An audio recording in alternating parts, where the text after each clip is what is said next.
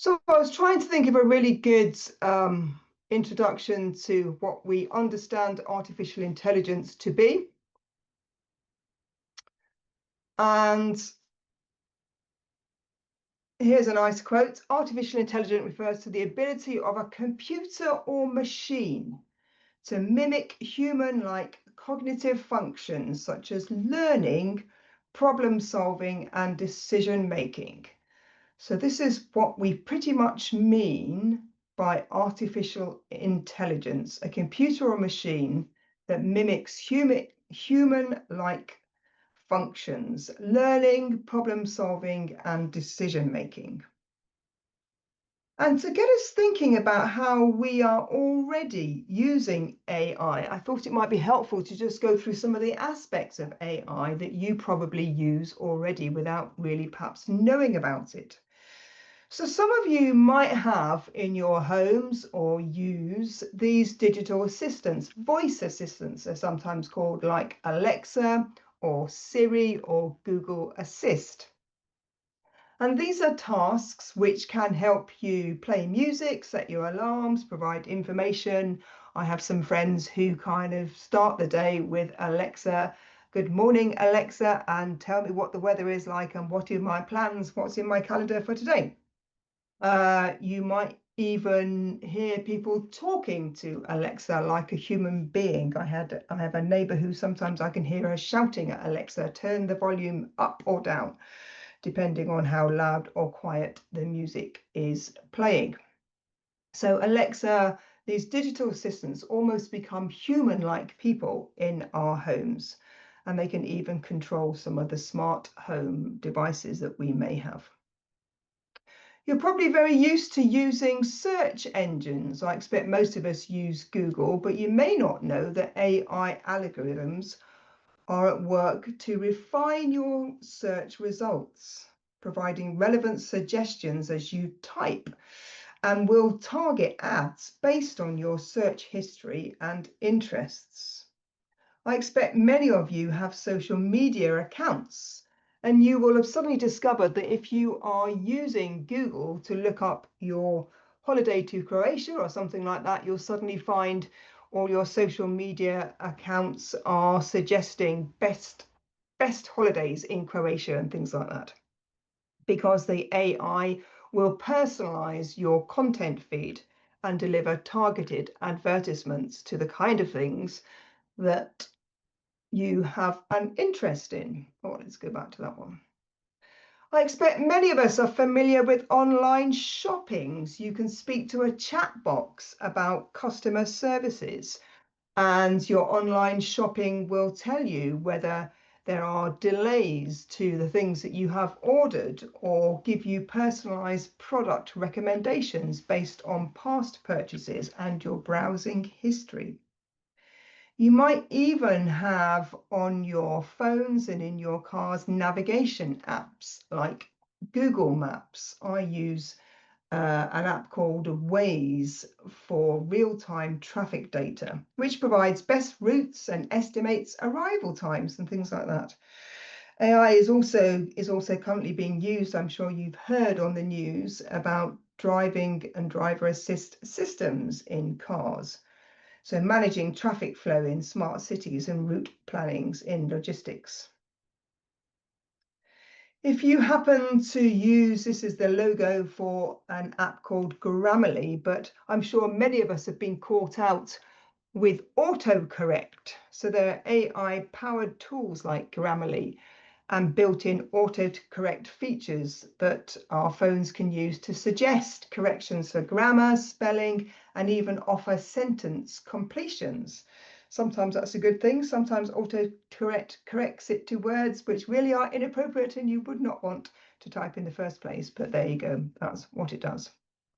AI is currently being used quite a lot for healthcare. This is perhaps one of the pros for AI at the moment. It's used to help spot cancers, review X-ray results, speed up diagnosis, and identify some new treatments. But many of us probably also have TV streaming platforms or music platforms.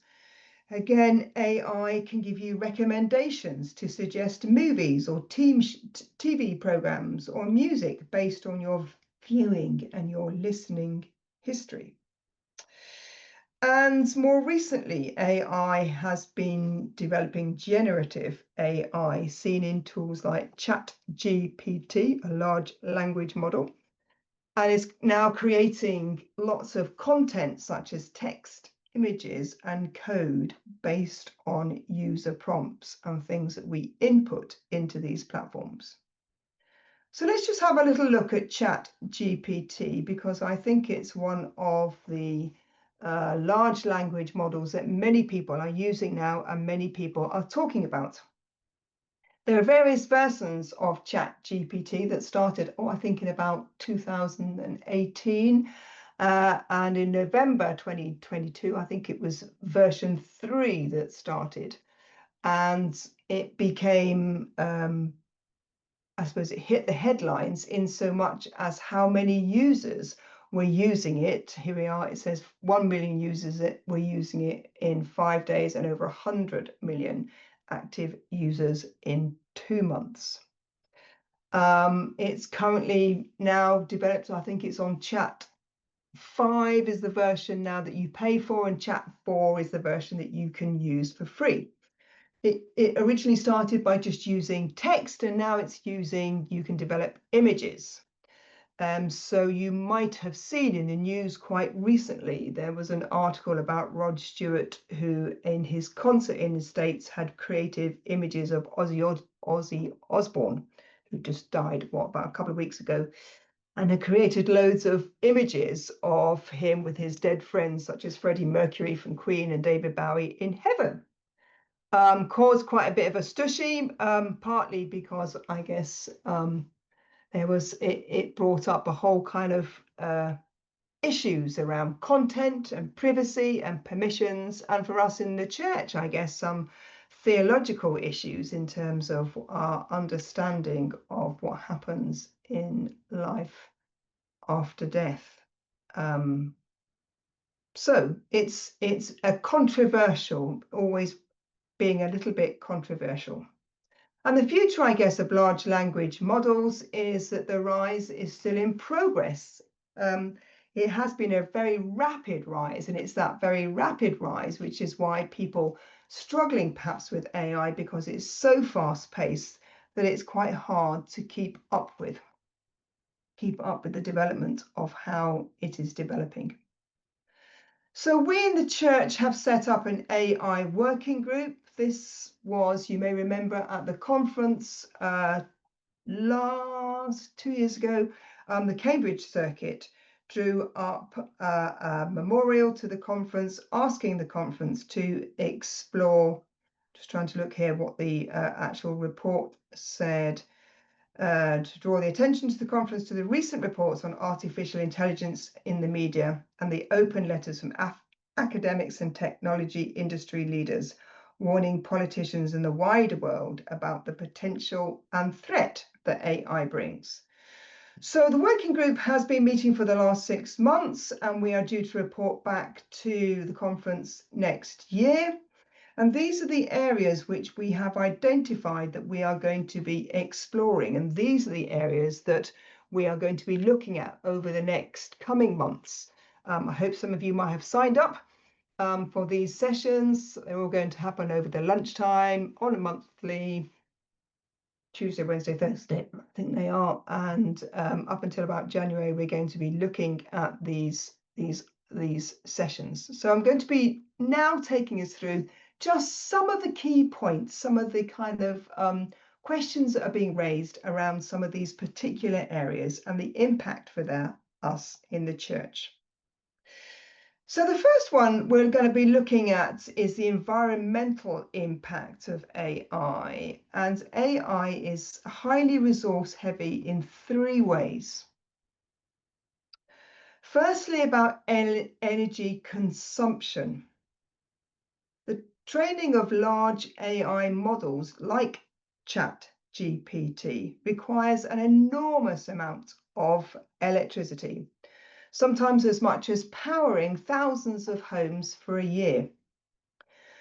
But they also, the big servers that they use generate a lot of heat, and cooling systems rely on a lot of water, obviously, to cool them.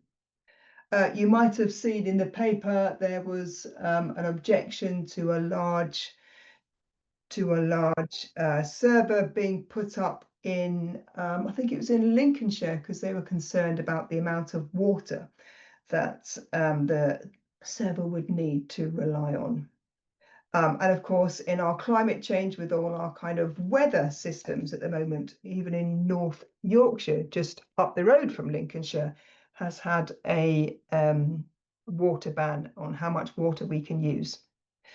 And these big, enormous systems that we use for AI also require a vast amount of hardware.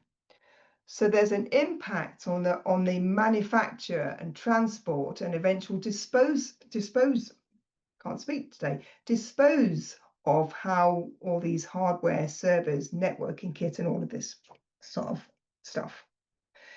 It also has an impact for us as a church on the global south, mining and refining the rare earth metals needed for these components, harm ecosystems and communities. So this has an impact on us as a church. So let's just have a little think about some of these climate justice questions. As I've said, the resource extraction and some environmental burdens are often borne by poorer countries. So the environmental costs are not evenly shared. And of course, our energy use compared to our net zero commitment is something that we might want to think about in the church. I was recently having a conversation with Jonathan Hustler, and he said to me, "So are you telling me that every time we use something like ChatGPT, it has an impact on our net zero commitment?" And I said, yes. And of course, local communities will be affected by water withdrawals. So this is raising some theological questions for us around the environment. Does faithfulness to creation limit what tools we adopt and how we use them? Is convenience, one of the things they say about ChatGPT is that it's very convenient, the accessibility of it. Does it morally weigh enough to justify the added environmental cost? And how do we practice solidarity with communities that are harmed by mining or water extraction? Just some of the questions around the environmental impact of AI. But of course, AI raises loads of theological questions for us, main one being that we are made in the image of God. So what does it mean when machines start to replicate human-like reasoning, creativity, and conversation? What does that mean for us, and what are the implications for that of us being made in the image of God? How do we as Christians discern truth when AI can generate convincing but false or misleading content? How do we know what is true? There's been an awful lot of conversation around fake news, but also fake theology. I've recently read somewhere, maybe when I was posting about these series, somebody had replied and said something like, "Oh, I get a much better theological answer from Google than I do from the pulpit." And I was like, okay, that's quite interesting, but I guess it kind of depends on what answer you are looking for. And don't forget that AI has a bias. We might talk a little bit more about that in a bit. Can AI provide genuine pastoral care, prayer, or preaching? We're going to be looking at AI and pastoral care. We're going to be looking at AI and practical ministry. Does it matter if you preach a sermon that's been written from ChatGPT or not?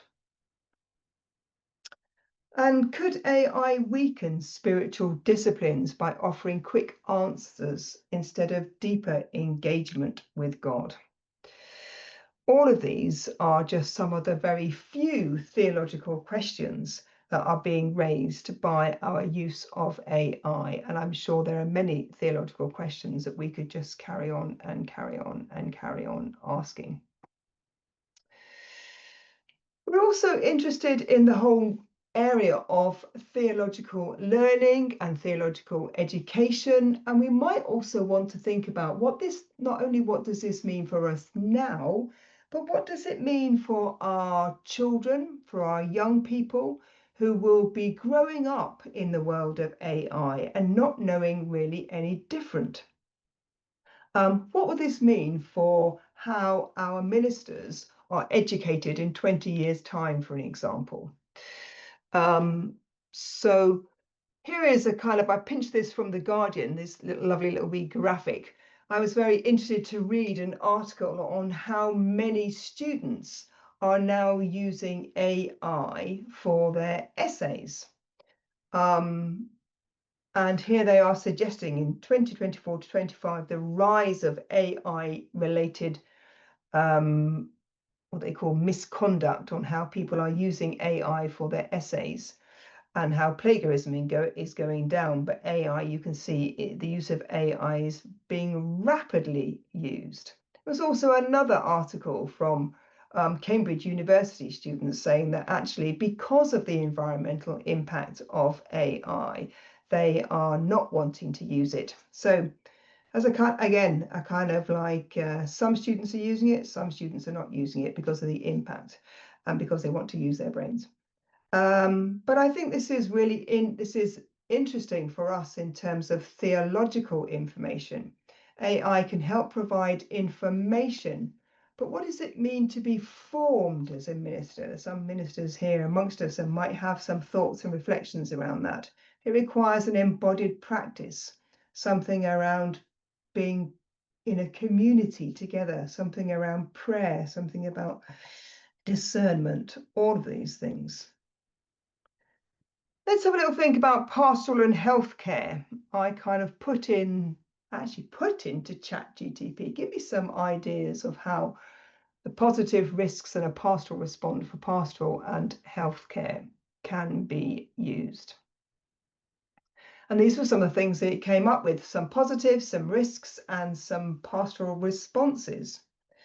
So we've already noted that AI can spot health issues before the symptoms worsen.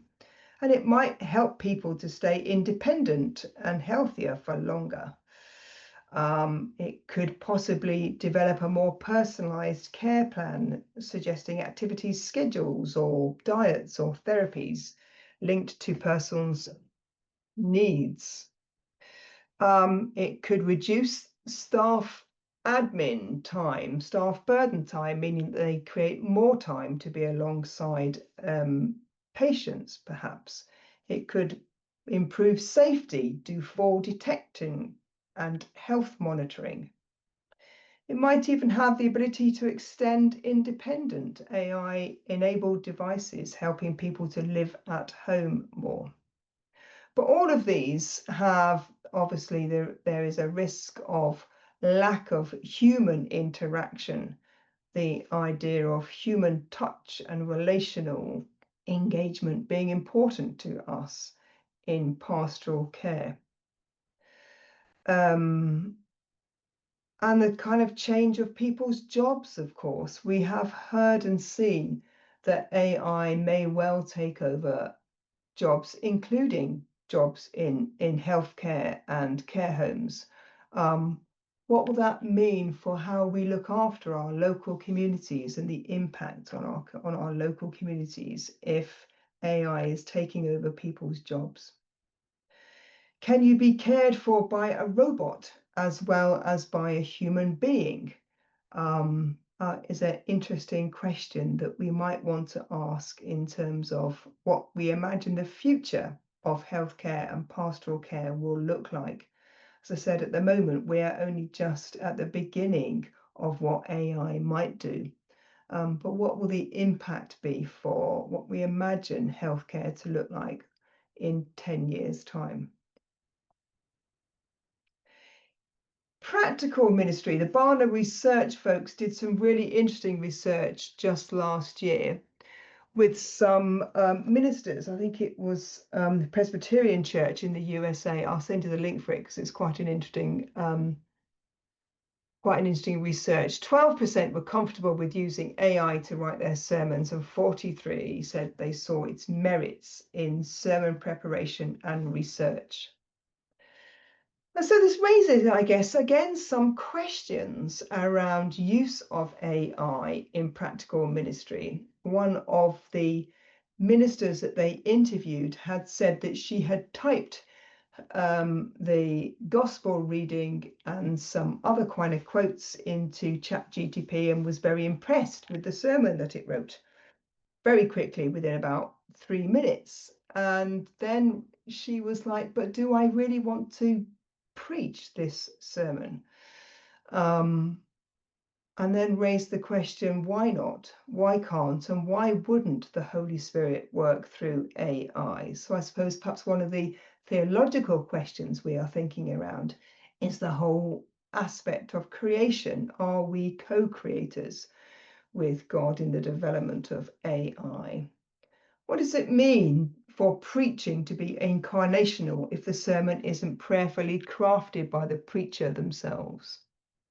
How do we safeguard the integrity of the pulpit when words may be generated by algorithms trained on unknown sources? Is AI replacing something sacred in human life, or are we using it and is it being supported for us as a tool? It's trying to find that kind of balance between how we use it. And of course, there are data privacy and governance aspects around AI. At the moment, Methodist churches are strongly advised not to enter any sensitive or personal information into AI tools or platforms. And here we are meeting on Zoom, and I think, Barbara, you might have even said you use Microsoft Copilot. Both of these now have AI transcripts that you can use, but we need to be very careful about this because, of course, any information that we share, and if I was recording this onto AI transcript, which I'm not, because I'm not allowed to do that in the Methodist Church as part of the connectional team, but if I was, everything that I am saying and even our conversations would be somewhere stored into AI and used again. And so we don't have any control over that. So we need to be careful about how we use these tools, especially if we are meeting on Zoom and places like this to have confidential conversations in some of our circuits or church meetings. So we need to be careful about its use. So friends, these are some of the questions that AI is being used. These are some of the kind of questions that we are exploring in our working group. And I wonder if there are questions for you here in terms of coming here and what we want to have conversations about. So we're going to just whiz into small groups for 15 minutes or so, just to have some conversations. Are you using AI? And if so, how are you using that? What are the implications for us as a church? Has anything that I've said surprised you, or you want to know a bit more about? How can AI help us in our desire to be an inclusive, justice-seeking, evangelistic church, or will it hinder it? These are just some of the questions that I was thinking about when we were, when I thought we might go into small groups, but of course there might be other questions that you want to think about and talk about. Let's have some conversation about what we have just experienced and your thoughts and reflections around this.